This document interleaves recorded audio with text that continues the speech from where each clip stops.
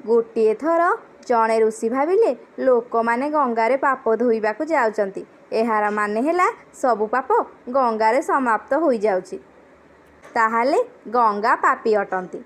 से एहा जानिया पाई तपस्या कले जे पाप कुआड़े जाउची। तपस्या करिवार फल स्वरूप सबु देवता माने प्रकट हेले। तेबे ऋषि पचारिले, हे भगवान, जो पाप गंगारे धुआ जाउची पाप सबु कुआड़े जाउची? भगवान कहिले, चल गंगा माता को एक कथा पचारिबा। समस्ते पचारिले, हे गंगा माता, जो लोक माने आपणक पाखरे पाप धुउचंती तार पाप सबु कुआड़े जाउची? एहार माने आपण भी पापी अटंती। गंगा माता कहिले, मु कौन पाई पापी हेबी? मु तो सारा पाप को नहीं समुद्र रे छाड़ी देउची। तापरे समस्ते मिसिकरी समुद्र पाखकू गले।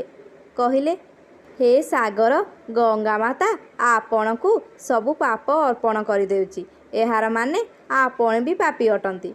समुद्र कहिले, मु कौन पाई पापी हेबी? मु तो सबु पाप को नहीं बाष्प बनै करी बादल कर दउची। हे बादल, समुद्र जो पापरे बाष्प बनै करी बादल बनौची, ताहाले आपण कौन पापी अटंती?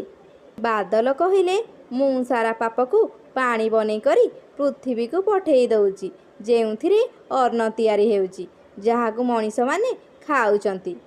सेही अन्न को जेउ मानसिक स्थिति रे तैयारी करा जाउची, जेउ मानसिक अवस्था रे खिया जाउची, सेही अनुसारे मनीषर मानसिकता बनुची।